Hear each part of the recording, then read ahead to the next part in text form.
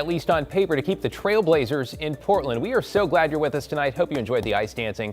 I'm David Molko. Oregon lawmakers unveiling how they hope to raise hundreds of millions for a major Moda Center facelift. Gets it right to Catherine Cook live in the Rose Quarter. Catherine, we'll talk about the game later, but first, this is high stakes with not a lot of time. Where would the money come from? Well, David, the bill introduced in Salem today calls for several sources of funding, but it does not raise taxes for Oregonians. Fans are excited, but they're also a little nervous and frustrated that it feels like the Blazers' future is on the line. As fans filed into Moda Center Monday, a hypothetical question followed them in. What would Portland be without the Trailblazers? Doesn't feel like Portland to me. I think it's important for our city's identity to have this. Seems state and local leaders agree. Enter Senate Bill 1501. A funding plan for the $600 million Moda Center renovation the Blazers' new ownership group is asking for. The team shared these renderings of the reimagined arena. To bring it to life, the bill proposes funneling tax dollars paid by players and performers into arena improvements. It would also redirect taxes from Rose Quarter businesses to the Oregon Arena Fund.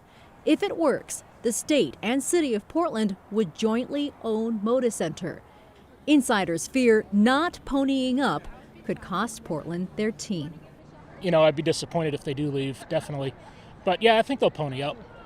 I think there's enough players involved that they can find the money. Sure, the new ownership group led by Carolina Hurricanes owner Tom Dutton is worth billions. So why are they asking for funding? But right now, I think it's a lot of smoke and a lot of leverage. I think the Blazers stay here. I think the state does the right thing.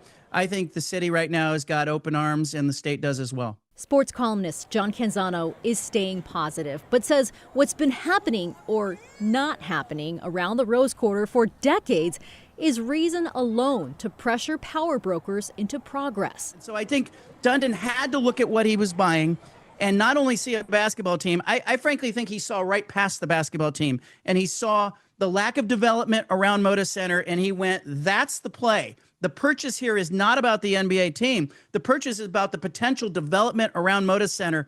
In a joint statement, Portland, Multnomah County, and state leaders said, "We are confident that lawmakers of all backgrounds and party affiliations can agree.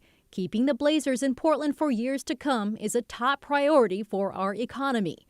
Canzano says whether or not they make it a priority, Does Portland want to have nice things? We'll answer that question.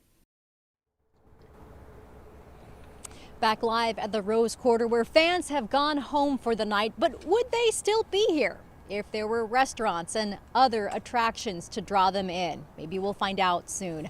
By the way, the Blazers sale is set to close sometime this spring. Back to you, David. Yeah, which means the clock is ticking. Catherine Cook at Moda tonight. Thanks, Catherine.